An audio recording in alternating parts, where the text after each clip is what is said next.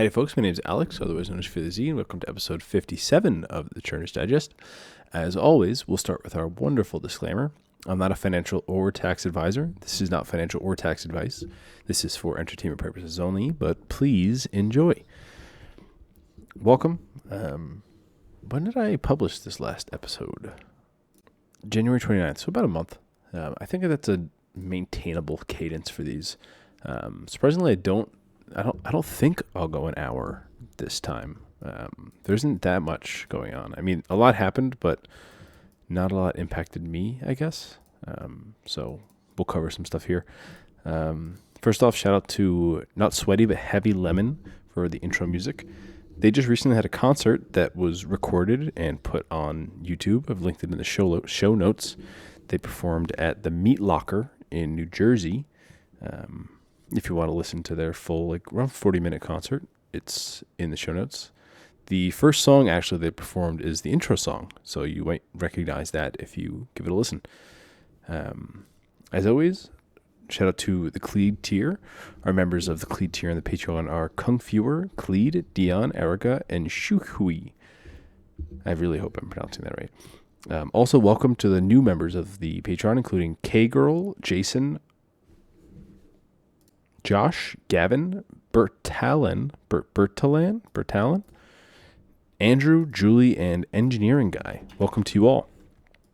I think this is the first time that in an update on the Patreon, all the members are members of the Discord tier. So thanks for joining, and thanks for being a supporting member, and thanks for becoming members of the Discord.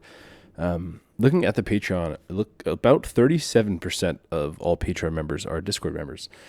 As always, it's just a monthly subscription. If you want to give it a shot, you can upgrade. If you don't see anything really interesting in there, you could downgrade. Speaking of the Discord, I just made an announcement on there before recording this. There's been some changes going on in other Discord communities, and I just wanted to get ahead of any questions if anyone had them. I'm not going to be changing the way that our Discords ran. We're not super active, but hey, if you want to come in and make it your new home, we'd love to have you. I don't see a reason to be limiting it at all at the moment. I like the small conversations we have, and I'm happy with it growing, and I'm happy with growing it further.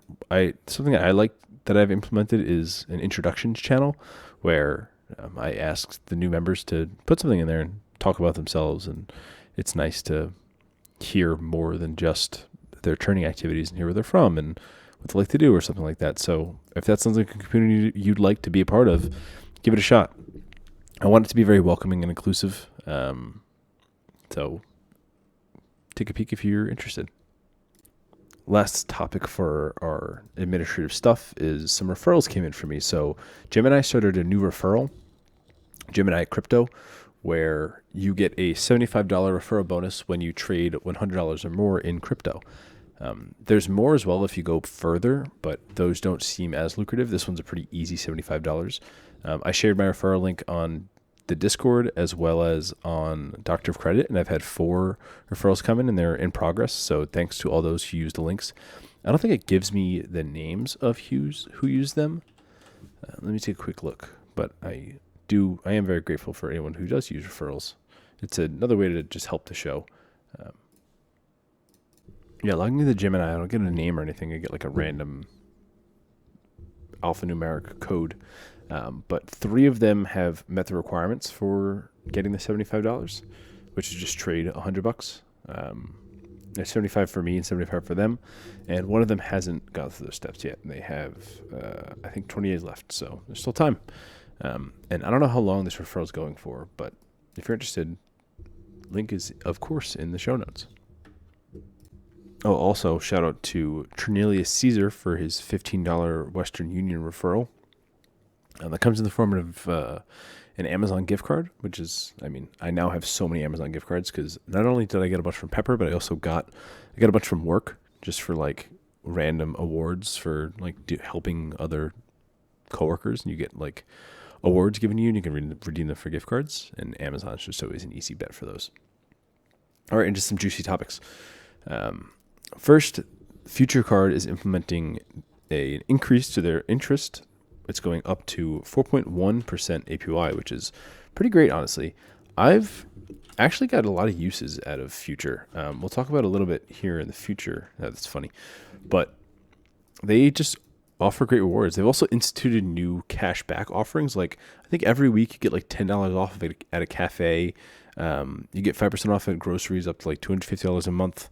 You get energy bill benefits if you just pay your energy bill with their card. It's a debit card, so some places charge a little less to use debit cards. I used to use them to pay my Arcadia bill when my energy was through Arcadia. And I actually have an update, which I said I was going to talk about in the future. I can just talk about it now. Arcadia sold the rights to, I guess, the farm that they were using to a different like company that manages solar farms. It's weird that that's like its own little industry, but here we are. There's a few of them. So the new one that I've been transferred over to is Neighborhood Sun. They do things a little bit differently. Arcadia would send me one bill, which was like they paid National Grid on my behalf, and then I just paid Arcadia the balance. Neighborhood Sun's different in that they'll put a credit onto National Grid for like what you've used, and you may have an outstanding bill there, but you'll also get a bill from Neighborhood Sun for what you've owe them. It's weird, but in the end, they also upgraded. Arcadia was doing 10% off for just using their service. They gave you 10% off your energy bill. Neighborhood Sun increased that to 20% off, so I can't complain. Neighborhood Sun definitely seems newer, and their software is not as advanced, not nearly as advanced. It's like definitely homegrown and not super polished yet, but it works fine. It does the job. It is annoying they charge a 3% credit card fee, even though I'm using a debit card. I emailed them asking about that, and they said, yeah, that's just the fee we charge. Doesn't matter if it's debit or credit card. Also, since it's my energy bill, I'm charging that charge to my Future card, and it only earned 1%. So I've reached out to Future, and they emailed me back in like 2 days, and they were like, hey, we've added Neighborhood Sun as a 5% merchant and awarded points for your previous transactions. So Future's been great. I also get benefits for MBTA, which is like the Boston Transit. I think if I spend I get 5% off in the transactions, and then if I spend like $15, I get like $2 off or something like that. It's just been a really great service, and they give a bunch of free rides to Manhattan subways as well. So if that sounds interesting to you, I'll leave a referral in the show notes as well. All right, moving on. I received an email from One saying that they're changing to One Cash. One, if you don't know what it was like a fintech app that allowed you to. Originally, it was targeted as like a place for you to put your direct deposit, and it would take part of the direct deposit and put it towards something called an autosave, and that would earn 5% interest. But it would only allow you to put like a max of 15% of your paycheck there. And I used to do it for good interest rates because that was kind of the highest at the time. It's still good today. But they were purchased by Walmart and kind of just gutted everything. I think they lowered the interest rate to like 3%. There is still some debit card loading in there, which is nice for those of you who value that. But they just announced they're changing from One to One Cash. And in that, it looks like it deleted my screenshot. Hold on. Okay, there's a screenshot. In it, they say, in March, One will become One Pay. Now, we wanted you to be one of the first to know. Get it, One. How our name may change, our focus on bringing you value that remains the same. We're hard at work bringing you more opportunities to save smarter and grow your money. With One Pay rewards, you'll be able to earn 3% cash back on Walmart up to $150 spend each month, which is really low. Changing from rewards of $50 earned per year. I guess that's a good increase. We'll also continue to offer rewards at top brand restaurants, locals, and gas stations. Plus, we're adding even more ways to earn at Walmart, making it easy for you to redeem your points at Walmart. They just became a lot of Walmart, which I guess, like, for some people, maybe that's good. It's making it obvious that the Capital One lawsuit that they filed against them for their credit card practices was like mostly just to get out of that so they can start offering their own offering. I think it's just Walmart that doesn't allow for tap to pay. I think it's the same thing here where like they kind of want to just keep things in house. Like they're economies of scale are so large that it will really benefit them if they own the company that manages the rewards. If they own like Walmart Pay instead of paying Apple and Google to have their own little payment systems. It's just interesting to see how these things go, and it just makes it obvious that lawsuit was kind of BS. All right, next. I just wanted to share that there were some really great CD rates over at Genesis Credit Union. They are available nationwide. It was previously said that it was for Massachusetts or for Montana, Pennsylvania, and Michigan, I think.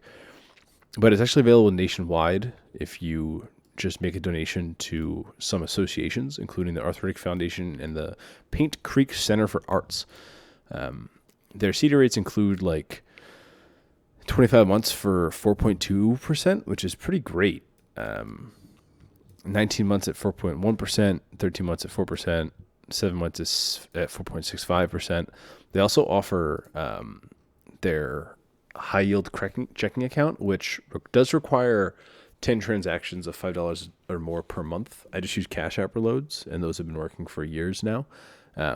But they offer 6.75% APY on up to $7,500. The limit's kind of low, but it's nice to just get that every year. I mean, last year, looking at my 1099s that came in, let's see. Last year, they gave me $447.32 in interest.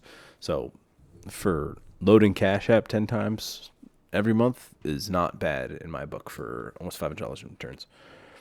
Just figured I'd call out Genesis because I've always liked them. Their website has gotten a lot better. They rewrote it in React. It used to be, I don't know, some homegrown. It was a weird site where like there was one page to put in your username and then you hit submit and then there's another page to put in your password. But they've made it much more standardized now, more like what everyone does, which is nice. All right, next. Looping back on what we discussed in episode 53 with loading your Discover cashback debit card in Cash App, I've had multiple reports from Push PSH and Cornelius Caesar, hat tips to them, for telling me that it's not working for them. I tested mine and it worked as of last month. I did my loads again this month for the free $30 per month from them. So we'll see if it pays out next month. It looks like it might be grandfathered in for those people that had it, and maybe they've closed that loophole for some, but are still allowing that to happen for older accounts. So that's unfortunate to see. I did mention that one has debit card loading. You can do that. The limit's definitely lower. All right. Next, we have Dr. Credit reporting on Chase and DoorDash's partnership details. They went down and broke down every card that has all of the partnerships that Chase is doing with DoorDash, including the Chase Sapphire card, the Chase Freedom card, the Chase co-branded cards, breaking down which cards have which benefits, including free Dash Pass, $5 restaurant credit, a $10 non-restaurant credit, and they even made a nice little table here. I know that my Freedoms currently don't have any of these free Dash Passes available anymore. I used them on both of my cards. I don't know if the co-branded card includes the Amazon card.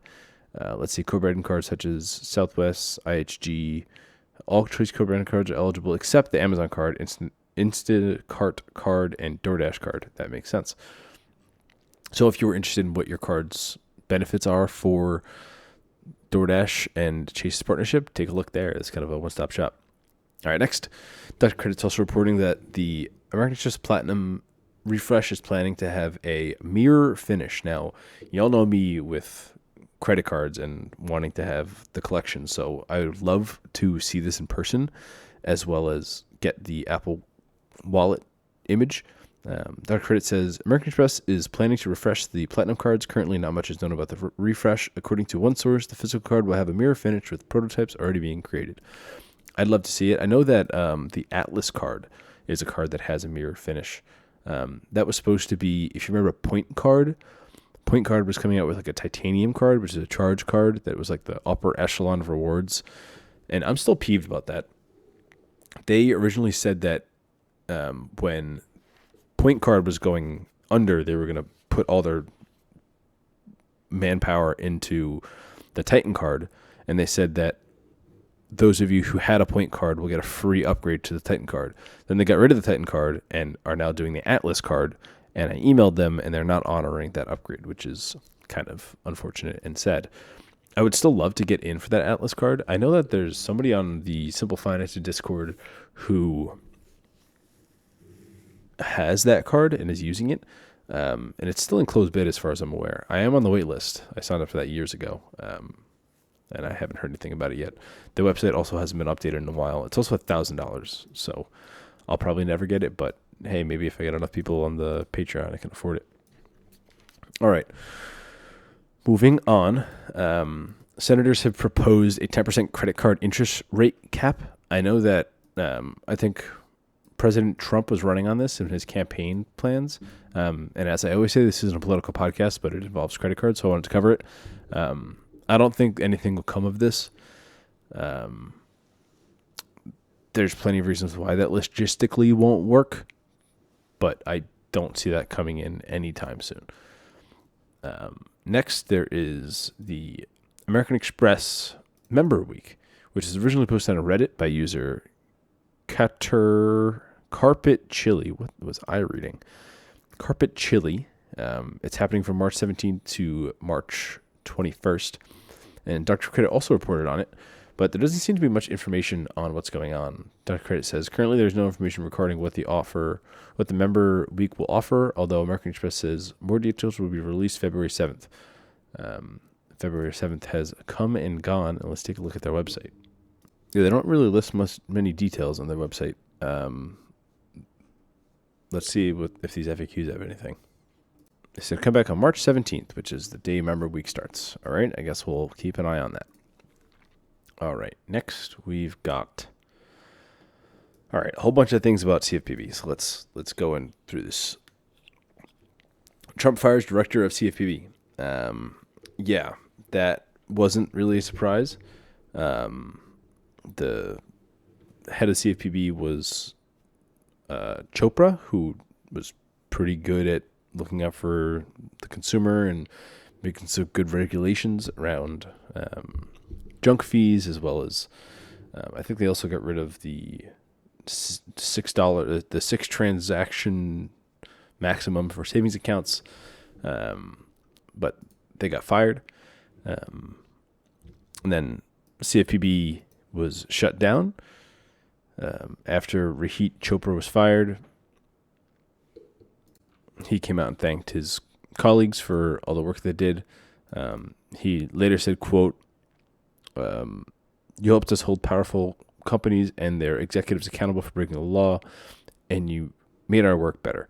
I was watching Chair Powell speak to, I think it was the House of Representatives, and a lot of the reps were asking specifically about the Consumer Finance Protection Bureau and how they were created explicitly to monitor banks that make over $10 billion or have over $10 billion in assets. And a lot of questions were around like, well, if this governing body's not gone, who's governing those banks that make over 10 billion, who hold $10 billion in assets? And Chair Powell was like, well, nobody. There isn't currently a body that does that. So a bit odd for that to be happening. Again, I don't want to get super political, but I do feel like this is important to be covered. CFPB was fully shut down, according to the Washington Post. Then a user on Reddit by the name Shellgirl72 says, CFPB is still open and fighting for customers. Today, a fellow Redditor commented on a post I made about registering a complaint against CB Indigo. I don't know what that means. He said they were closed due to the government firing. I received an email from CB today stating that they forwarded my complaint to CB Indigo. I did research and found out a federal judge put a pause on Trump closing them. So if you've been taking advantage of or misled from false advertising by any business or product, please contact them. They really stand up for your rights. And then not a few days later, Dr. Credit posts that CFPB no longer forwarding complaints to financial institutions. To quote, Will, CFPB was recently ordered to shut down and employees were told to do no work. Some people seem to think the CFPB complaints process and would remain unchanged and continue to operate. It appears that this is no longer the case and complaints are no longer being forwarded to financial institutions. just reading what was linked. I'd say it's probably the least surprising thing ever. Please try to keep the comments not political. And then the comments were paused because they just went to political hell. Looking through here briefly, I don't think I see any funny that's noteworthy. Are we winning yet? America president? Yeah, I don't feel like getting political. All right, that's enough about CFPB. Trying to avoid politics as much as I can, but it's kind of unavoidable at times. Next, Wells Fargo and Expedia Group's won key rewards as an increased sign-up bonus to $400 and $600 for their two cards, which have a $99 annual fee and a no annual fee. I still don't think that these cards are worth it. I don't think they've made They did add it to list of best credit card sign-up bonuses. They fall. Let's see, where are they in the list? Yeah, no, it was removed from the list on January 13th, 2025. The best credit card bonuses according to Doctor of Credit. So, yeah, I don't think it's that worthy. Next, we are seeing a sort of increased bonus for the Barclay Hawaiian Airlines credit card. Specifically, it has a $99 annual fee and a 70,000 point Hawaiian Airline bonus for spending $1,000. It is reported that you can get both of these cards since they're slightly different varieties. It's interesting because Hawaiian can transfer to Alaska. Now, anytime I talk about credit card points and transferring partners, I am very much a layman in this area, so I try to tread lightly here because I don't know much. Their credit said that they added it to their best sign-up bonuses. Let's see if that's here. Hawaiian. Yeah, they have it listed as the fifth best sign-up bonus. One single purchase required.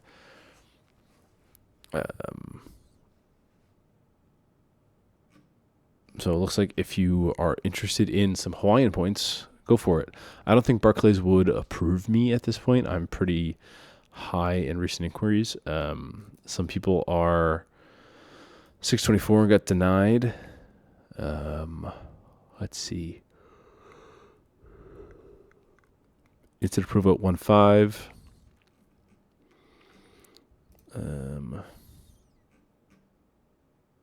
That's all I got. All right, next, Bilt sends out a survey regarding Bilt 2.0 credit card. Now, this is interesting.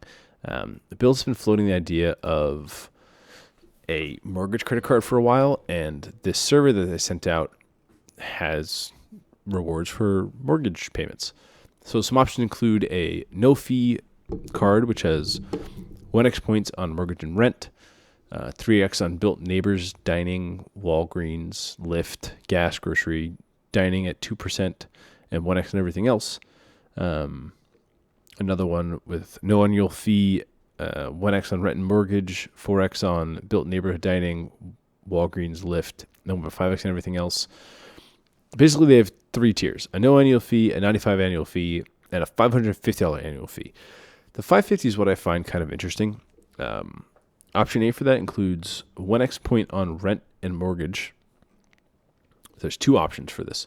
First one, as I said, 1x points on rent and mortgage, 5x on hotels booked through Bilt Neighborhood Dining, which is just like local restaurants that are part of Bilt, like night dining program, 5x on Lyft, 5x on Walgreens, 4x on direct flight bookings, 2x on dining, 1x on all of the spend, $380 in annual partner credits, including a $200 Bilt travel hotel credit, a $120 Bilt fitness credit, $60 Walgreens credit, and priority pass.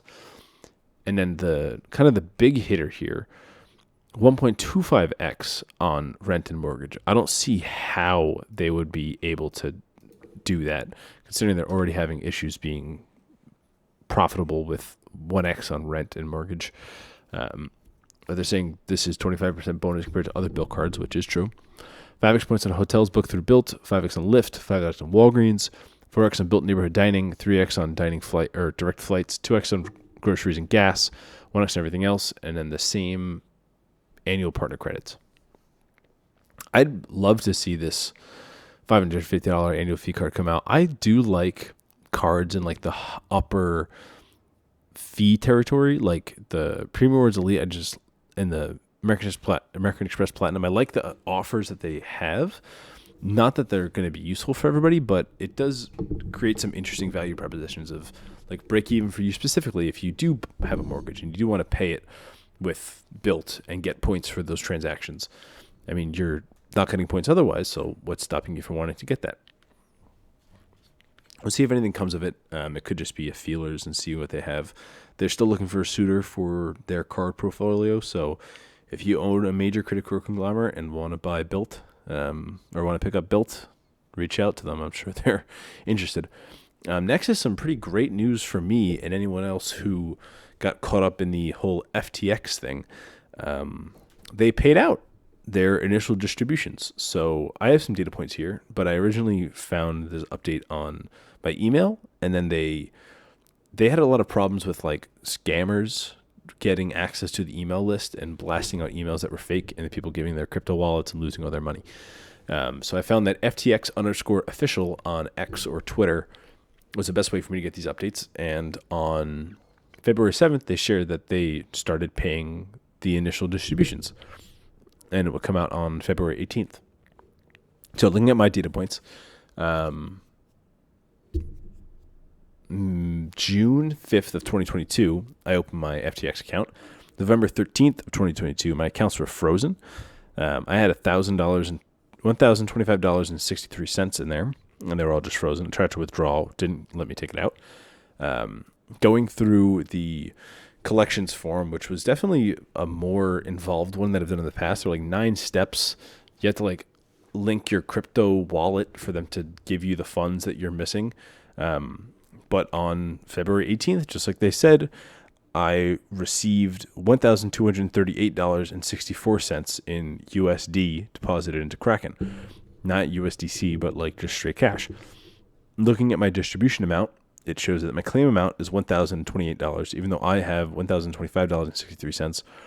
There's like a $2.37 discrepancy there, but that's okay in my favor, so definitely okay. Post-petition interest, they gave me interest on the funds that were sitting there. So they gave me a total distribution or recovery percentage of 120.5%, which like, I mean, you froze my funds for 2.5 years, but at least you gave me some interest. You gave me $210. I wrote this off a while ago as just not getting the money back, so getting this back feels nice. Even though it wasn't my money to begin with. The same thing with the Voyager payouts. Like, it was my money to begin with, but it's nice to get it back because in my head I kind of consider it gone forever. Next, this was a Lightning deal that's no longer available. It's been since expired, but Amazon was offering discounts on gift cards including Lyft, Uber, DoorDash, Voodoo, and more. Shared this on the Patreon. I don't think I personally purchased anything. I didn't need to re-up on any of these gift cards. Maybe DoorDash, but that was going for maybe 16% off, which isn't the best you can get. And I don't order from there too frequently, so I just skipped that one. Next, my $350 American Express savings bonus posted. So looking at my data points here, well, looking at the actual offer itself, it required you to deposit $25,000 within 30 days of joining and then hold it for 60 days from that 30 days. So 90 days total.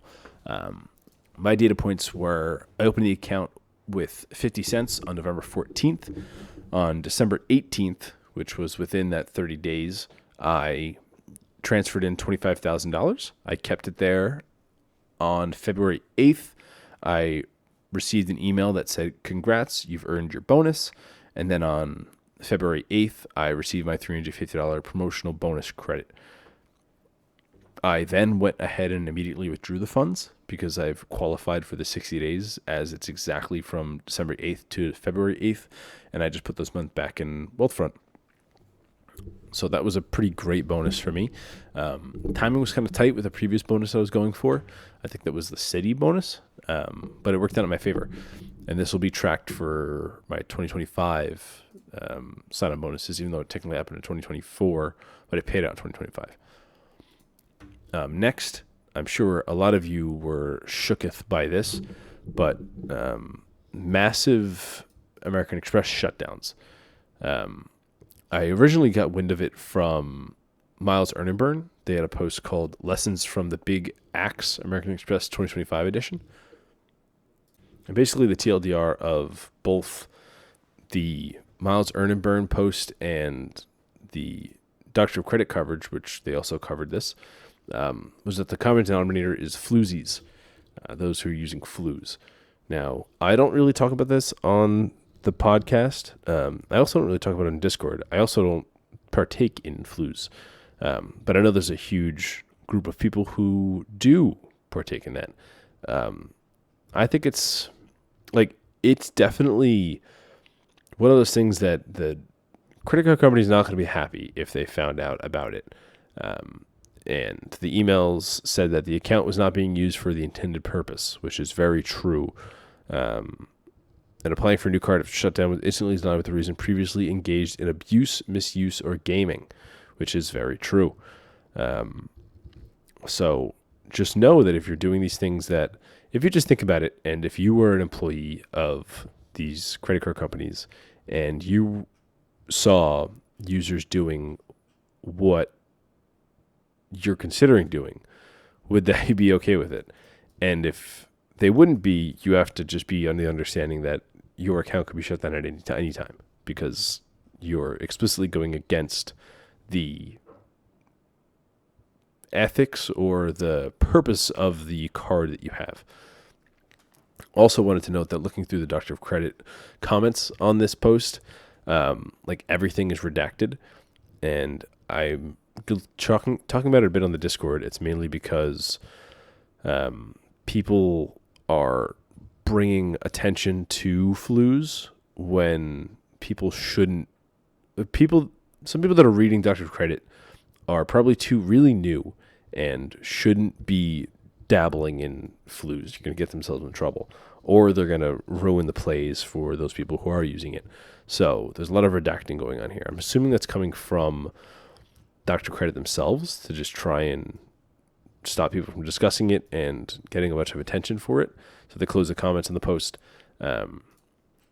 Credit even covered flus back in, where is this? December of 2023.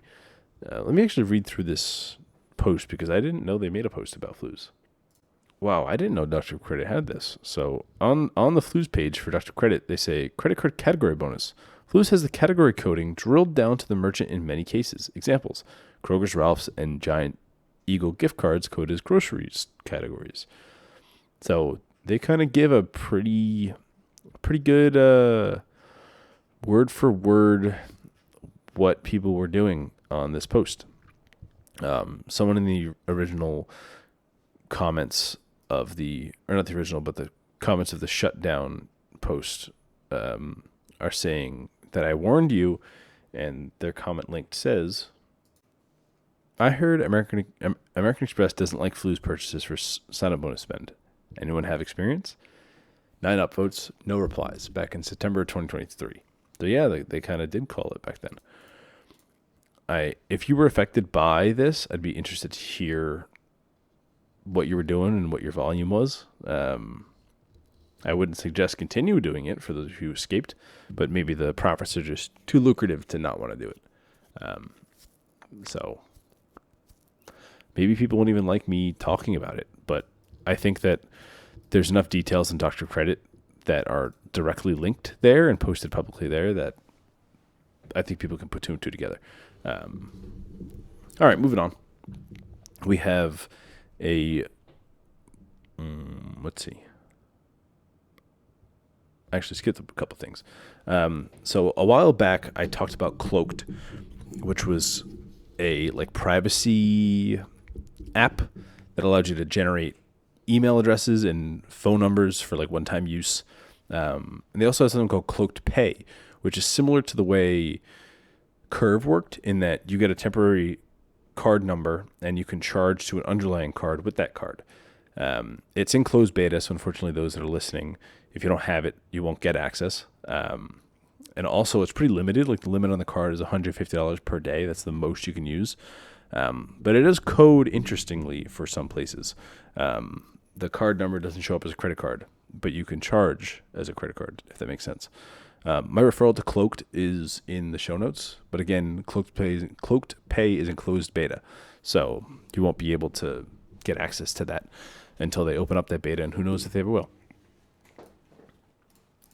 Next, I wanted to quote my data points for my Bank of America product change from premium rewards to customized cash rewards. I opened the premium rewards card on February 20th of 2024. I received the sign-up bonus on April 4th of 2024. In 2024 and 2025, I received the $100 incidental airline credit for both of them. I used an American Airlines gift card to trigger both of those. There's information on that in show notes. And then on February 18th, before the annual fee hit, I called the product change. They told me that the customized cash rewards, the travel rewards, and the unlimited rewards were available, and I chose the customized cash rewards. So I'll now have 4 customized cash rewards, a premium rewards elite card, and a unlimited rewards card. I'll probably change the unlimited rewards card to a customized cash because now that I have the premium rewards elite card, they are basically overlaps of each other, and I find value in the PRE, so I'll be keeping that. And the reason for a bunch of CCRs is you can get, basically, for me, it's 4.5% off on all online shopping because of the online shopping category. And that's like travel works for that.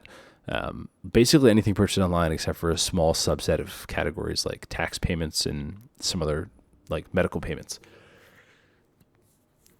Next, some Capital One updates. The Capital One Venture increased their sign-up bonus to be $250 to use through the Capital One portal, as well as a $75,000 points bonus when you spend $4,000 on the card in the first 3 months. Dutch Credit covered this as well. No end date currently listed. Great sign-up bonus. If you're eligible, I would go for it. I'm not eligible. I tried pre-approval and I'm not eligible, sadly.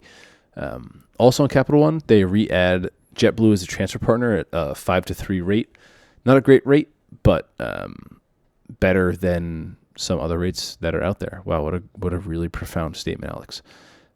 Next, the Capital One and Discover shareholders approve the merger.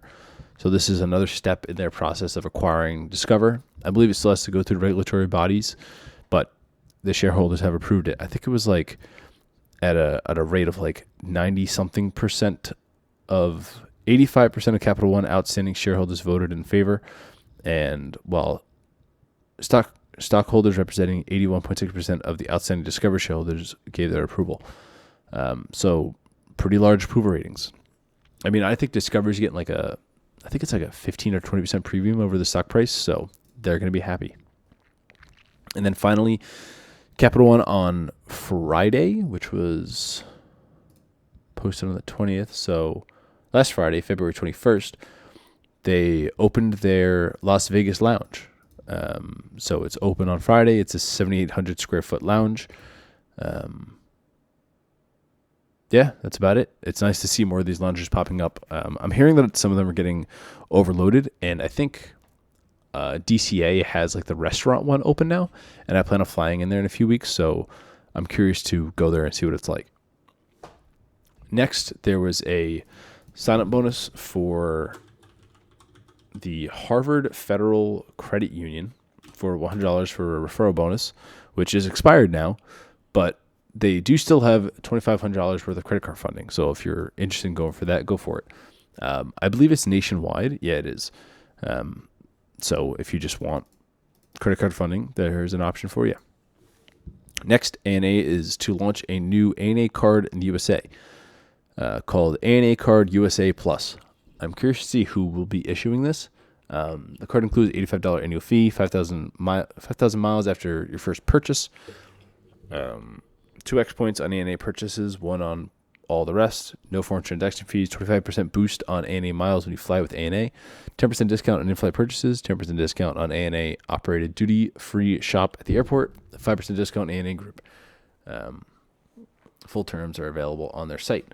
Debit credit says, email also mentions we have even better deals. We will send you an email soon.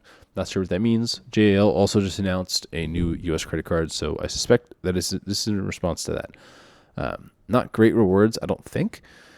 It looks like the card might be live if people want to apply. The card also looks pretty...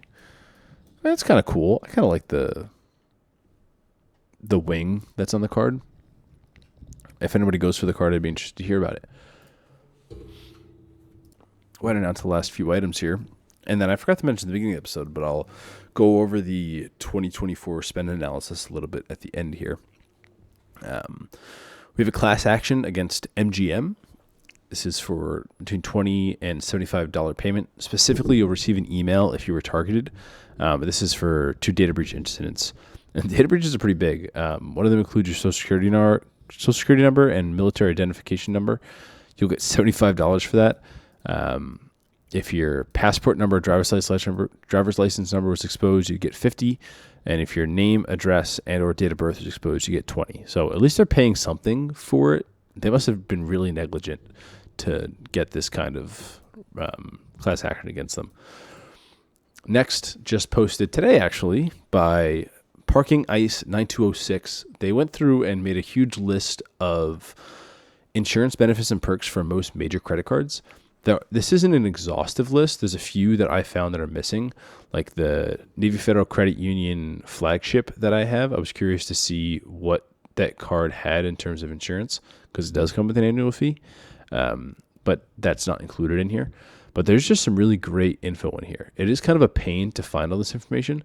They have things like rental car insurance, if it's secondary, primary, purchase protection, extended warranty, price protection, return protection, foreign exchange fees, self protection, a whole bunch in here. So if you're ever curious on what benefits your card has, you can take a peek there. Definitely double check, because this is just somebody putting it together, but it's a great starting point at the very least. Next, hat tip to Cleed for this one. But First Tech Credit Union, which I've opened up a card for in the past, or not a card for in the past, but gotten a sign-up bonus for in the past, has a $300 checking bonus, and they've removed the debit card requirement, but it looks like they've increased the direct deposit to be $5,000 per month. So kind of hard to go for, but it looks like their direct deposits are triggered by, let's wait for this really slow webpage to load. Still loading, bear with me. It's triggered by Ally, Capital One. Looks like Capital One was stopped. Chime, Treasury Direct, and Wise all triggered the direct deposit bonus. So pretty easy one to go for there. Next, I've gone out of order here, but Uber sent me an email that was kind of scummy, that they just sent an email and the default setting that they chose to put into effect. But they sent an email saying that they've implemented a new preferred currency pricing, which was formerly home currency pricing. You'll automatically be shown prices in your home currency when traveling to select countries to help make your international travel smoother and more convenient. You'll be charged in your home currency unless you opt out. Here's what to expect. A 1.5% currency conversion fee included in the trip fare. No markup on exchange rate, no additional foreign transaction fees. So I see this being beneficial for people who don't have a no foreign transaction fee card. You will be paying the 1.5% currency conversion fee that Uber pockets, but you won't have to pay a 3% foreign transaction fee, which is pretty typical for non-travel cards. It's super scummy that they enable this by default, and they force you to pay the fee, even though you might be using a card that has no foreign transaction fees. So definitely go in and change it. You should have received an email. If you just search for preferred currency pricing Uber, it should pop up. Everyone has to do this, by the way. It's targeted on everyone's Uber account. So thanks, Uber. What else we got here? I received a mailer for a citizen bonus. I opened a citizen account twice now and received $600 bonuses from them. And it's time for another one. Their churning terms are just past 6 months, so I'm eligible. My offer specifically was a mailer that wasn't even mailed with my name on it, but the way that the mailers work is anyone at the address can use it. So I used the mailer. I think it was for a previous tenant, so I just used it. The terms are $500 direct deposit in 60 days. I did a Wealthfront push, and that counted. And then that's for $300, and then the other $300 is for the savings account side of the bonus. So the direct deposit was for checking. The savings one is a $500 deposit, not direct deposit, per month. A $500 deposit per month, each month, starting the month after account opening for 3 consecutive months.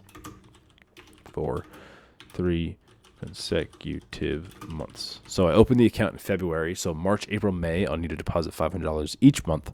I just set up an automatic transfer for those. And then at the end of the third month, your ending balance must be $1,500. And if it is, you'll get your additional $300. The fees on these accounts are believed to just have $200 in the account will satisfy it. So that's good. In addition,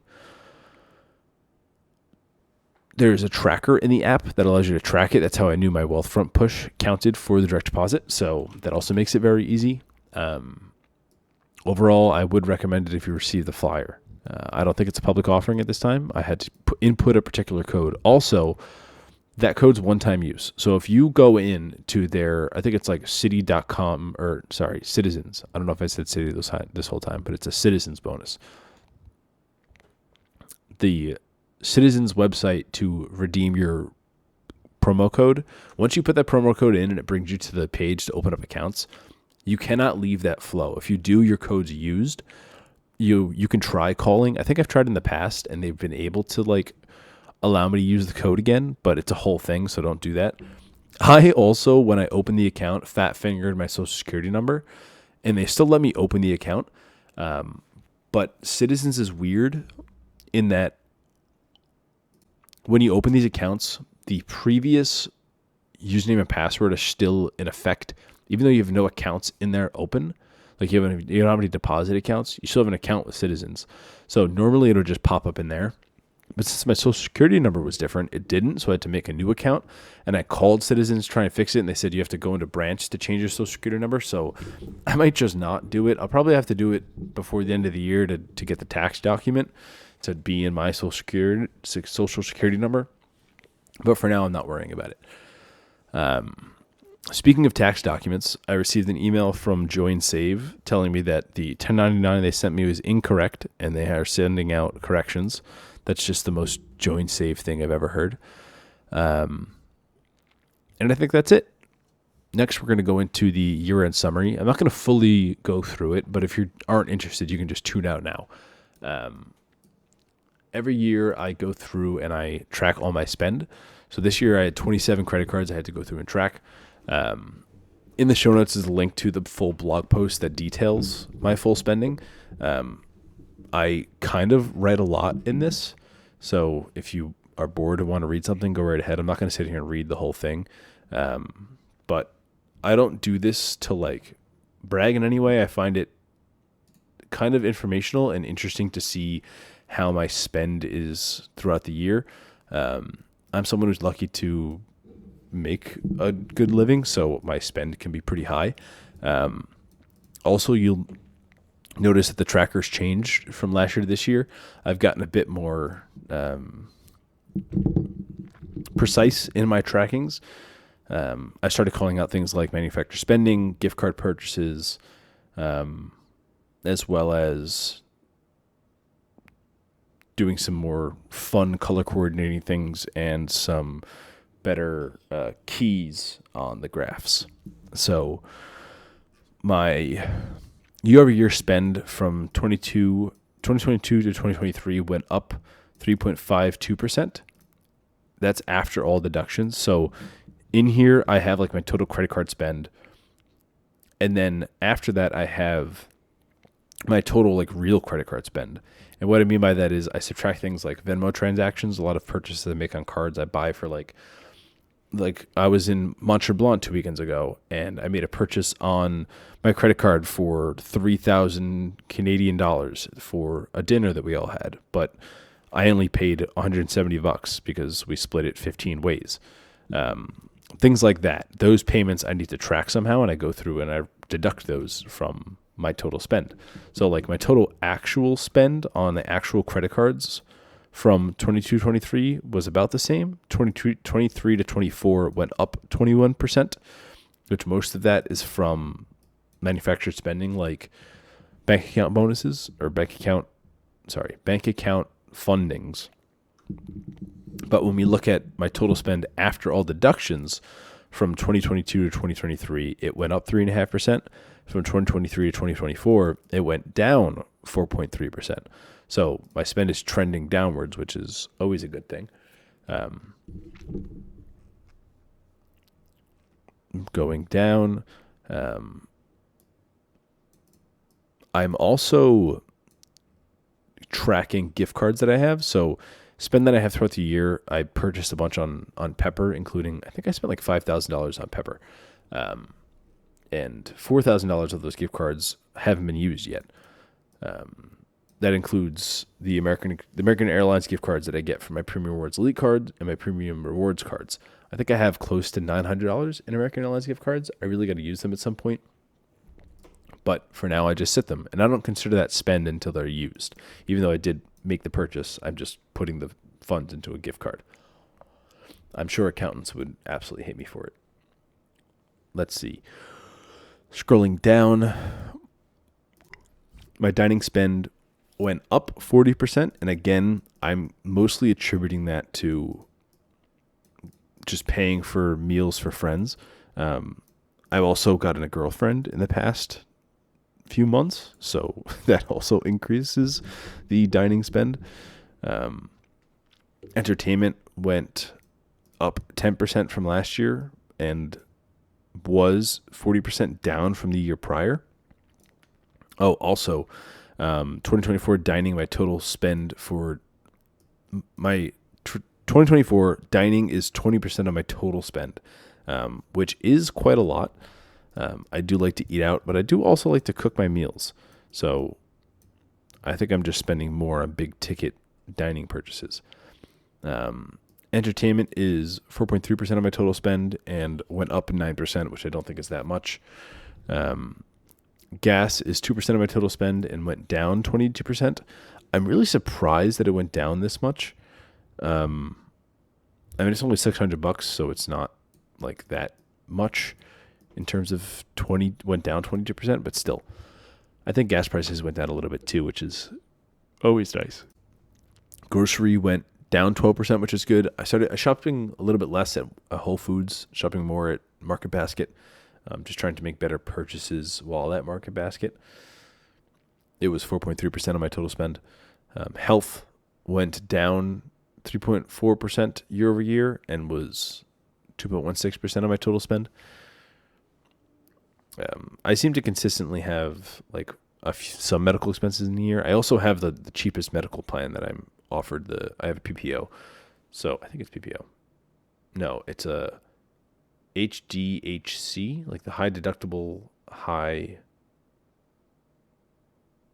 copay option. Because I consider myself to be healthy, even though I sprained my ankle last year, went to the orthopedist a few times. So those expenses rack up. Not too big of a bill. Merchandise, this is definitely my largest category. General merchandise is 21.58% of my total spend. It went up 10% this year. I will mostly attribute it to... I'm looking at my numbers here to make sure I didn't get anything wrong. I don't really like that I did that. I'm including my total. Oh, down below, I do exclude it. I say my year over year went up to 21.58% of my total spend, but 4,000 of that is gift card purchases, which technically is a merchandise spend, but I wouldn't really call it spend. So my year over year actually went down by like 10% instead of up by 10%. So that makes me feel a little bit better. Also, I will attribute a lot of my merchandise spending to my vinyl record collection. In the show notes, I guess I'll put it in the show notes. I've started growing a record collection. And all my collection is on Discogs if you're interested in seeing what I have. I'd like to think that it's kind of maintained its value. It kind of goes up and down depending on what. And some of them I do sell, so some of it is kind of a business. I do it mostly because it's fun and I like supporting artists. It started as me liking supporting artists, and now I just like to listen to music inconveniently and having to flip music every 30 minutes. Next, my other spend went up 259%, and that's because about 66% of this is from manufacturer spending from bank account funding. So this isn't really something to be concerned about, but MS is doing good for me. Services went down 13%. Travel went down 26%. I think my trip last year was just cheaper than my trip this year. Sorry, my trip in 2024 was cheaper than my trip in 2023. Utilities went down, which is good to see. I'm starting to learn how my new apartment works well. Automotive looks like it went up 5,000%, but that's just because my tracker for 2023 wasn't very accurate from automotive, and I couldn't get the actual purchase amount. All this is based on MCC, like the merchant category code, so sometimes things don't track properly. Memberships went down a little bit. My only membership now is my gym membership for rock climbing, so I'm an avid rock climber. And then untracked spend went down a bunch, and that's good because I don't like that category because it means I don't know what I spent it on. Looking at my trend lines, which are down in the takeaways, my net worth is on the upward trajectory and recently is moving at a more accelerated rate upward. My net worth delta, which is like the change in net worth, is almost always positive. It started off more aggressively in the positive. That's because I had less of a net worth, and now my net worth grows, so it's harder to have a larger impact. But it's good to see it doesn't normally deflate. And net worth is everything, including investments, cash on hand minus liabilities, not things like physical assets. Except gift cards are included in that. And then my cash to net worth ratio, I try and get that around 20%, which might seem like a lot, but I do have the plans to purchase a house at some point here. And then my net cash is just slowly increasing a little bit, just so I can have that liquidity, like I said, for purchasing a home. And then at the bottom, I share again my churning income. So that's about it. If you do want to read like more in depth and with more numbers, you can go and check out the year-end summary. But otherwise, thanks as always for listening. If you want to contribute, check out the Patreon. If you want to become part of the Discord, check us out again on the Patreon. Thanks as always for listening, and I hope you have a good one. All right, I forgot to quickly mention something. It was in my show notes, but I didn't mention it. The Redstone Federal Credit Union, I was talking about it on the Discord, and Packers fan chimed in and said that they have the card, and there's a $7,000 limit on you earning rewards at the elevated rates. So like 5% at restaurants and gas, 3% at like Whole Foods, I think, wholesale discount stores, and I think maybe like pharmacy or grocery, and the 1.5 and everything else. They said that it looks like their cashback limit wasn't actually enforced until like $9,000 or $10,000 spent. And looking at my spend in 2024, I spent $10,000 on groceries on that, or on restaurants on that card, and up until the end of the year, I was still getting 5% on those transactions. So that's not really enforced. Also, I wanted to mention that I spent probably way too much at J.Crew. I spent about $1,000 at J.Crew. I do like a lot of the pieces that I purchased. I do consider myself fashionable. I do like clothing. I also really like cotton. Don't like man-made blends or man-made fabrics. Also, I said that Redstone Federal Credit Union didn't send a year-end statement, and they did actually. They sent one that was pretty good. It just came later and just came as like a PDF. Also, thanks Schuyler for the Monarch referral. I was trying to find a way to do things better than manually tracking like Venmo and Redstone when I thought I was going to have to do it. I tried Monarch. They didn't pull Redstone Federal Credit Union data prior to the start of 2025. And Rocket Money was good. I used them for Venmo to get my Venmo totals, but they were missing about $8,000 to spend from RFCU. So that didn't work too well for me. But it did definitely save me a lot of time on Venmo. All right, that's it. That's the addendum. Thanks, y'all. Bye.